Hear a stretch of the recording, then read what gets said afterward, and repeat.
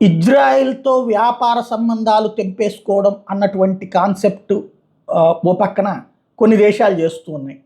అందులో టర్కీ కావచ్చు, లేకపోతే ఇరాన్ కావచ్చు, వాళ్ళ మద్దతుదారులు. అదే సందర్భంలో సౌదీ అరేబియా లాంటి వాళ్ళు ఇజ్రాయెల్‌తో ఎలాంటి తెగతెంపులు చేసుకోవట్లేదు. వ్యాపారాలు కొనసాగిస్తున్నారు. దుబాయ్ కొనసాగిస్తుంది. వాళ్ళందరూ కూడా అట్లాంటిది లేదు. కాకపోతే పాకిస్తాన్ మాత్రం ఇప్పుడు ఒక కొత్త కమిటీని ఏర్పాటు చేసింది.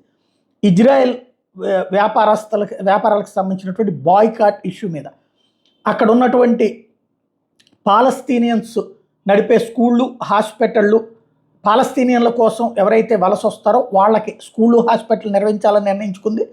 అదే సమయంలో ఇజ్రాయెల్ వ్యాపారాలను బాయ్కాట్ చేయమని, ఇజ్రాయలీని బాయ్కాట్ చేయమని, ఇజ్రాయలీలు ఆ దేశం నుంచి వెళ్ళిపోయేటటువంటి వాళ్ళని అంగీకరించడానికి రెడీ అవుతోంది. ఓ పక్కన బెంజమిన్ నెతన్యాహు ప్రభుత్వం తమ వాళ్ళ మీద వివక్ష చూపెట్టద్దు అని కోరుతుంటే ప్రత్యేకించి వివక్ష చూపించే విధంగా ఒక కమిటీని ఏర్పాటు చేసింది పాకిస్తాన్ ప్రభుత్వం.